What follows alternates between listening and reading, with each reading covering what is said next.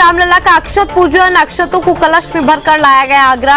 विश्व हिंदू परिषद कार्यकर्ता 12 करोड़ भक्तों तक पहुंचाएंगे प्रसाद। रामलला की पूजा कर घर में राम मंदिर का करें निर्माण। सनातन धर्म यात्रा का धामपुर पहुंचने पर स्वागत। अनिल कृष्ण महाराज का जोरदार सत्कार। भारत देश हिंदू राष्ट्र और हिंदू राष्ट्र ही रहेगा। अब हमें लिखित में चाहिए हिंदू राष्ट्र।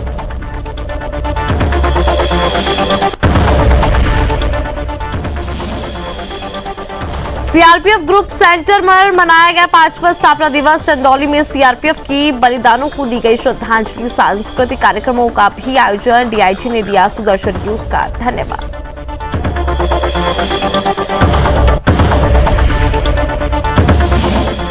मुजफ्फरनगर पुलिस का वाहन चोर गैंग पर शिकंजा। इरफान, शहजाद, जावेद सहित 6 को किया गिरफ्तार। कब्जे से 14 लग्जरी कार और अवैध असले को किया बरामद।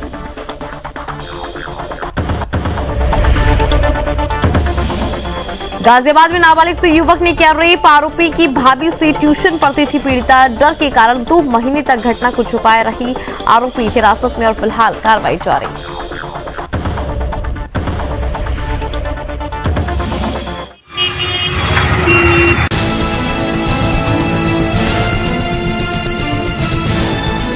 आप देख रहे हैं सुदर्शन न्यूज। नमस्कार, सुदर्शन न्यूज देख रहे हैं आप। आपके साथ मैं हूं इंदु राठौर। बुलेटिन की शुरुआत करेंगे और सबसे पहली बात यूपी की करेंगे। खबर उत्तर प्रदेश के आगरा से आ रही है, जहां अयोध्या में जिन अक्षतों से रामलला की पूजा अर्चना की गई, उन्हीं अक्षतों को कलश में भरकर आगरा लेकर आया गया। विश्व हिंदू परिषद के कार्यकर्ताओं ने सदर बाजार सनातन धर्म मंदिर में अक्षत कलश का विधि विधान से हवन पूजन किया। पूजन के बाद अक्षत कलश को संघ कार्यालय में रखा गया और विश्व हिंदू परिषद कार्यकर्ता वर्ष के करीब 12 करोड़ भक्तों तक को भगवान राम का ये प्रसाद पहुंचाएंगे। वहीं विश्व हिंदू परिषद नेता सुनील पारेश्वर ने बताया कि शहर से लेकर देहात तक घर घर जाकर रामलला के पूजन किए हुए अक्षत पहुंचाए जाएंगे, जहां संघ परिवार प्रत्येक हिंदू परिवार तक पहुंचेगा और 22 जनवरी को रामलला की प्राण प्रतिष्ठा का लाइव प्रसारण दिखाया जाएगा। करीब 500 वर्ष बाद जन्मस्थली में रामलला के पहुंचने को लेकर राम भक्तों में भारी उत्साह देखने को मिल रहा है। इसके साथ ही सभी से अपील की जा रही है कि अपने अपने घरों में इन्हीं अक्षत से रामलला की पूजा अर्चना कर घर में राम मंदिर का निर्माण करें। विश्व हिंदू परिषद ब्रज प्रांत के 25 जिलों में 266 प्रखंड हैं। 9,728 गांवों तक विश्व हिंदू परिषद संघ विचार परिवार के लोग घर घर हिंदू समाज के प्रत्येक घर तक अक्षत पहुंचाने का काम करेंगे और 22 जनवरी को श्री रामलला की प्राण प्रतिष्ठा होगी। उस दिन हर व्यक्ति, हर हिंदू समाज का, नौजवान, माताएं, बहनें, बुजुर्ग, सभी लोग उस अक्षत पूजन के अक्षतों के माध्यम से अपने घर में एक उत्सव का माहौल पैदा हो। जिस प्रकार हिंदू समाज में आज उत्साह है, वह उत्साह उत्सव के रूप। अब खबर यूपी के बिजनौर से है, जहां धामपुर में राष्ट्रीय हिंदू रक्षा सेना के राष्ट्रीय अध्यक्ष अनिल कृष्ण जी महाराज का जोरदार स्वागत और सत्कार किया गया। अनिल कृष्ण जी महाराज के तत्वाधान में हरिद्वार से हिंदू धर्म गुरु और विभिन्न सनातनी अखाड़ों का आशीर्वाद प्राप्त करने के लिए यात्रा धामपुर पहुंची। यात्रा और राष्ट्रीय अध्यक्ष के स्वागत के लिए असंख्यक समर्थक और राष्ट्रीय हिंदू रक्षा सेना के पदाधिकारी साईं बाबा मंदिर पर मौजूद रहे। राष्ट्रीय अध्यक्ष ने बताया कि हिंदुत्व को एक होना होगा। उन्होंने कहा कि सनातन यात्रा का सबसे महत्वपूर्ण उद्देश्य है भारत देश हिंदू राष्ट्र है और हिंदू राष्ट्र ही रहेगा, लेकिन अब हमें लिखित में ये चाहिए। और ये यात्रा हरिद्वार से प्रारंभ हुई और यात्रा प्रयागराज में समापन होगी। उसी दिन हमें पता लग जाएगा कि कब और कौन से दिन हमारा हिंदू राष्ट्र लिखित में घोषित होगा।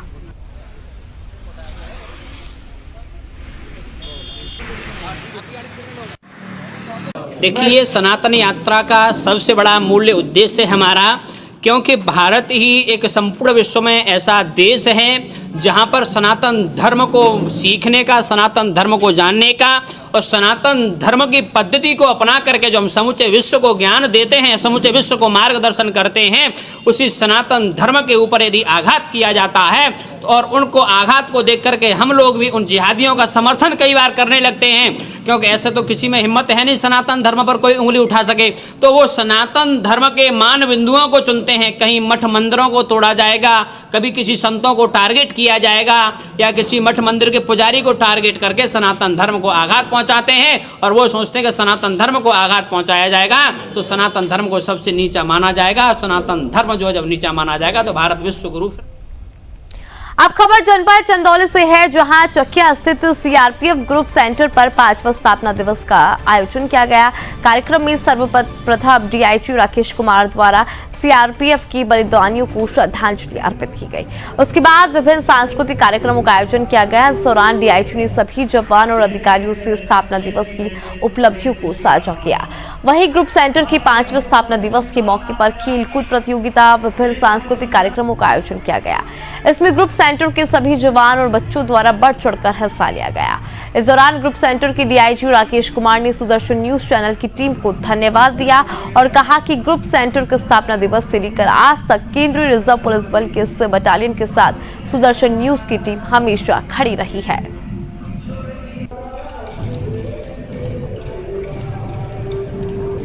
माननीय राजनाथ सिंह जी के द्वारा जब यहाँ शिलान्यास हुआ था उसके बाद इस एरिया का डेवलपमेंट इतना ज़्यादा हुआ है। आप देखेंगे यहाँ पर सुरक्षा व्यवस्था भी काफ़ी चौकस हो गई है। इस एरिया का चारों तरफ का डेवलपमेंट, ऐसा नहीं कि सिर्फ ग्रुप सेंटर में ही डेवलपमेंट हुआ है, आसपास के आबादी जो है यहाँ पर उनमें भी एक कॉन्फिडेंस जागा है कि इस कैंप में सीआरपीएफ है। कभी कोई बात होती है तो सीआरपीएफ उनके साथ है और सुदर्शन न्यूज हमेशा जुड़ा रहा है। जब से शिलान्यास हुआ है तब से सुदर्शन न्यूज का भागीदारी यहाँ पर हमेशा रहा है, हर फंक्शन में रहा है। जब इस साल माननीय गृह राज्य मंत्री जब आए थे यहाँ पर उद्घाटन हुआ था उस समय भी आपकी भूमिका रही। मोटर बाइक एक्सपेडिशन जो महिलाओं का था उसमें भी आपकी भूमिका रही है सुदर्शन न्यूज की। अब खबर यूपी के मुजफ्फरनगर से है, जहां थाना सिविल लाइंस पुलिस और एसओजी के संयुक्त ऑपरेशन में ऐसे शातिर और अंतर्राज्यीय वाहन चोरों को गिरफ्तार करने में सफलता हासिल की है, जो चंद मिनटों में लग्जरी गाड़ियों को आधुनिक डिवाइस लगाकर चोरी किया करते थे। और पुलिस ने इरफान, शहजाद, जावेद सहित 6 आरोपियों को गिरफ्तार किया है। पकड़े गए आरोपी दिल्ली, उत्तर प्रदेश, हरियाणा सहित विभिन्न राज्यों से वाहन चोरी कर उन्हें औने पौने दामों में बेचने की गोरख धंधे में लगे थे। पकड़े गए आरोपियों के पास से 14 लग्जरी गाड़ियां, अवैध असला, जिंदा कारतूस सहित नंबर प्लेट्स, डिवाइस, चाबियां भी बरामद की गई है। एसपी सिटी ने बताया कि पकड़े गए आरोपियों से पूछताछ की जा रही है। इन्होंने पुलिस पूछताछ में बताया कि हम लोग मिलकर अलग अलग जगहों से कारों को चोरी करते हैं और फिर नंबर प्लेट, चेसिस नंबर बदलकर अच्छे दामों में बेचकर अर्जित धन लाभ को आपस में बांट लिया करते हैं। उन्होंने कहा कि यदि इनके और भी साथी होंगे तो उनकी भी गिरफ्तारी की जाएगी और पूरे मामले में पुलिस जांच कर रही है। सर के निर्देशन में एसओजी टीम और थाना सिविल लाइन की टीम द्वारा एक बड़ी कार्रवाई की गई है। इसमें जो शातिर वाहन चोर अंतर जनपदीय वाहन चोरी करने वाला एक गिरोह है जिस पे शिकंजा कसा गया है। इस गिरोह के 6 अभियुक्तों को 14 गाड़ियों के साथ जो चोरी की गई है उनके मोस्टली जो है वो दिल्ली और एनसीआर क्षेत्र में उनके मुकदमे पंजीकृत किए गए हैं, क्योंकि ये मोस्टली गाड़ियां वहीं से चोरी की गई है। और नाजायज़ असला के साथ इन लोगों को गिरफ्तार किया गया है। जिन अभियुक्तों को गिरफ्तार किया गया है उसमें 2 अभियुक्त पहले भी जो है वो शातिर वाहन चोर रहे हैं और उन्होंने जनपद मुजफ्फरनगर और प्रमुखतः दिल्ली एनसीआर क्षेत्र में जो है वो गाड़ियों की लगातार ये चोरी करते रहे हैं और इसके पहले भी जो ये जेल गए हैं। पर यूपी के गाजियाबाद से आ रही है, जहां लूनी पुलिस और स्वाट टीम ने एक शिक्षिका से कार लूटने वाले बदमाश दीपांशु को मुठभेड़ के दौरान गिरफ्तार किया। मुठभेड़ के दौरान दोनों की तरफ से गोलियां चलाई गई, जिसमें बदमाश के पैर में गोली लगी और वो घायल हो गया। उसे अस्पताल में भी भर्ती कराया गया। दरअसल गाजियाबाद कमिश्नरेट में अपराधियों के बढ़ते ग्राफ को देखते हुए अधिकारियों ने कमर कस ली है और जीरो टॉलरेंस की नीति के तहत ऑपरेशन लगड़ा जारी किया है। वहीं लूनी पुलिस ने एक महिला शिक्षिका की अपहरण की कोशिश करते हुए उसकी कार को लूटकर रफू चक्कर हो गए थे और एसपी रजनीश उपाध्याय का कहना है कि शातिर अपराधी दीपांशु ने पूछताछ करने के दौरान स्वयं कबूला कि बीते दिनों जो महिला अध्यापिका से अपहरण करने की कोशिश की और गाड़ी की लूट की थी वो उसी ने की थी। और फिलहाल पुलिस ने मामला दर्ज कर लिया है और एक फरार आरोपी की पुलिस द्वारा तलाश की जा रही है।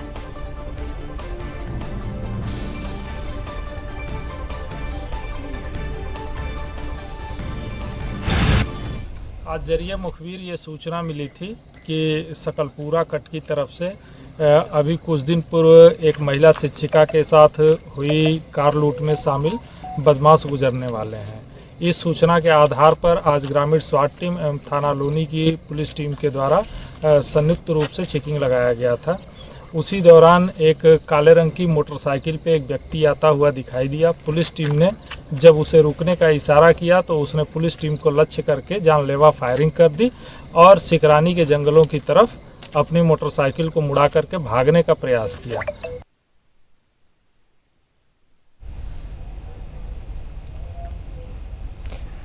अब खबर यूपी के गाजियाबाद से है, जहां एक नाबालिग के साथ उसी के मोहल्ले के रहने वाले युवक द्वारा दुष्कर्म करने का मामला सामने आया और लगभग 2 महीने पहले आरोपी ने रेप की घटना को अंजाम दिया। आपको बता दें कि नाबालिग युवती के परिजनों द्वारा पुलिस को आरोपी युवक के खिलाफ तहरीर दी गई और बताया कि आरोपी युवक का नाम आशीष है और वह युवक पड़ोस में रहता था और बीते 2 महीने पहले नाबालिग के साथ जबरन दुष्कर्म किया गया। थाना लूनी बॉर्डर पुलिस ने प्रेरित कार्रवाई करते हुए आरोपी के खिलाफ मुकदमा दर्ज करते हुए मुखबिर की सूचना पर आरोपी युवक को गिरफ्तार कर लिया है और फिलहाल पुलिस पूरे मामले की जांच कर रही है।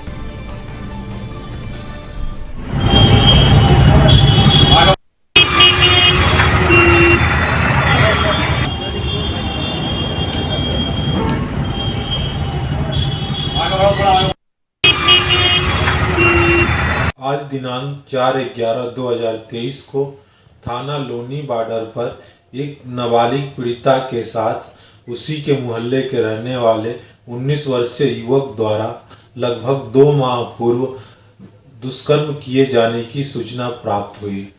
प्राप्त तहरीर के आधार पर अभियोग पंजीकृत कर लिया गया है। आरोपी युवक को हिरासत में लेकर पूछताछ की जा रही है। अब खबर शामली से है, जहां थाना भवन में स्वर्गीय रिटायर्ड दरोगा की बंद पड़े मकान में अज्ञात चोरों ने घुसकर घर में रखी लाइसेंसी बंदूक और अलमारी में रखे कीमती गहने चोरी कर लिए। सूचना के बाद भारी पुलिस मौके पर पहुंची और संदिग्ध कुछ युवकों को पुलिस ने उठाकर पूछताछ शुरू की तो घर से ही कुछ दूरी पर स्थित पीर शाहविलियात के पास बंदूक रखी मिलने से पुलिस ने राहत की सांस ली। दरअसल थाना भवन नगर के टंकी मोहल्ले में स्थित एक बंद मकान के भीतर कमरे पर लगे तालों को तोड़कर अज्ञात चोरों ने लगभग 2 लाख के जेवरात और कीमती सामान चोरी कर लिए। आसपास के लोगों ने बताया कि चोरी के समय चोरों ने आसपास के मकान के मुख्य गेट के बाहर से कुंडी बंद कर दी और फिलहाल पुलिस चोरी का मामला दर्ज कर ली है और पूरी कार्रवाई पुलिस द्वारा की जा रही है।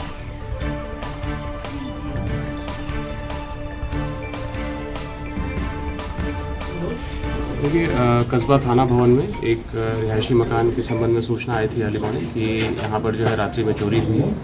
मौके पर तत्काल जो है फॉरेंसिक टीम और सभी अधिकारी और कर्मचारीगण द्वारा जो है निरीक्षण किया गया और जो यहाँ पर फिलहाल जानकारी मिली है कि 3 भाई थे, इसमें से जो है तीनों बाहर सेटल हैं, तीनों बाहर नौकरी करते हैं और इनकी मदर का कुछ सामान, कुछ ज्वेलरी जो ये बता रहे हैं वो जो है यहाँ से मिसिंग है। इसके अलावा इनका कहना था कि इनके खबर बिहार के मुंगेर से है, जहां किला परिसर स्थित प्रेक्षागृह सह आर्ट गैलरी में चल रहे राज्य स्तरीय विद्यालय बालक खेल प्रतियोगिता युग का समापन किया गया। इस मौके पर विभिन्न जिलों के 7 प्रथम प्रतिभागियों को शील्ड एवं मेडल देकर सम्मानित किया गया। इस मौके पर सदर अनुमंडल पदाधिकारी, जिला खेल पदाधिकारी और वरीय उप समाहर्ता सहित अन्य लोग मौजूद रहे।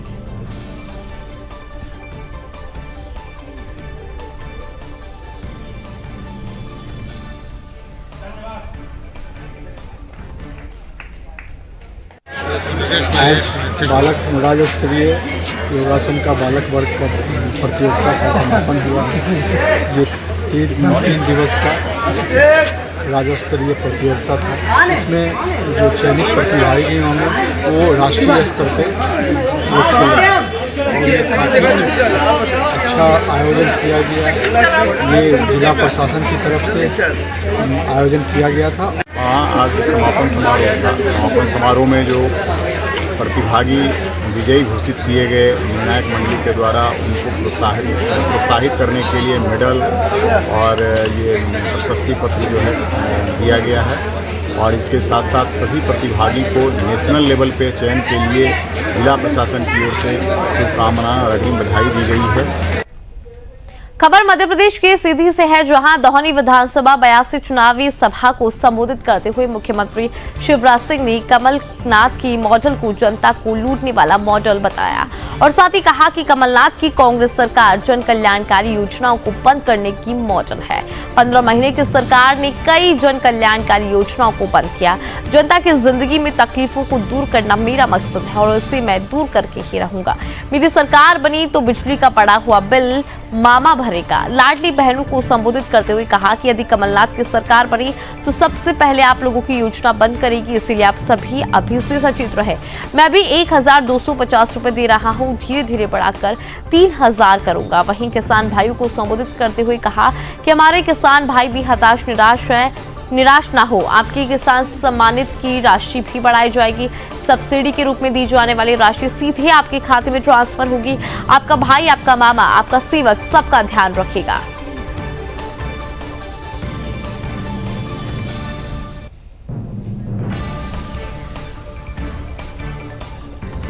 खबर कर्नाटक की बेलगाम जिले के चिकोड़ी से है, जहां उपनहर जल आपूर्ति सलाहकार समिति विभाग के सिंचाई अभियंता एसएस कार ने प्रेस कॉन्फ्रेंस की और कहा कि किसानों के बारे में लगभग 75 से 80 हजार एकड़ भूमि में पानी की आपूर्ति के बारे में कुछ बातें बताएं। आपको बता दें कि मानसून सत्र के लिए पानी को उपनहर से नहर में पूरी तरह प्रभावित करने की अनुमति है। इसके साथ ही उन्होंने कहा कि हम पहले ही सिंचाई उपनहरों के माध्यमों से वाणिज्यिक फसलों के लिए लगभग 80,000 एकड़ भूमि में पानी की आपूर्ति करने में सफल है, जिसमें खड़कलाट और आसपास के क्षेत्रों में किसानों को सफलतापूर्वक पानी की आपूर्ति की गई। इसीलिए 10-15 साल पहले उगाई गई फसलों में किसानों को वर्तमान फसलों की तुलना में काफी अंतर दिखाई दे रहा है और किसान इसका लाभ भी उठा रहे हैं। और कहा कि विभाग यथासंभव सहायता करेगी, लेकिन हमें अधिक जल नहरी विकसित करने के लिए आपके सहयोग की आवश्यकता है, क्योंकि किसान जिस अधिकार से पानी की मांग करता है, यदि उसी अधिकार से पानी का टैक्स भी भरे तो भविष्य के किसानों के लिए जल आपूर्ति के विकास को और भी सुविधाजनक बनाया जाएगा। इसके लिए उन्होंने किसानों से अनुरोध किया कि प्रत्येक संबंधित किसान आधिकारिक तौर पर अपनी फसलों का पानी का टैक्स भरे।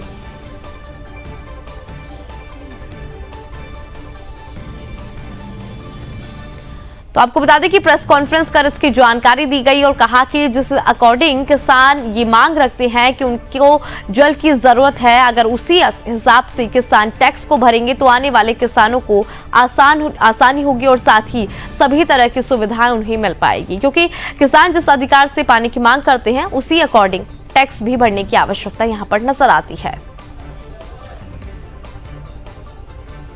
और चलिए इसी के साथ बुलेटिन में इतना ही। देश और दुनिया की तमाम बड़ी खबरों के लिए देखते रहिए सुदर्शन न्यूज। जय हिंद।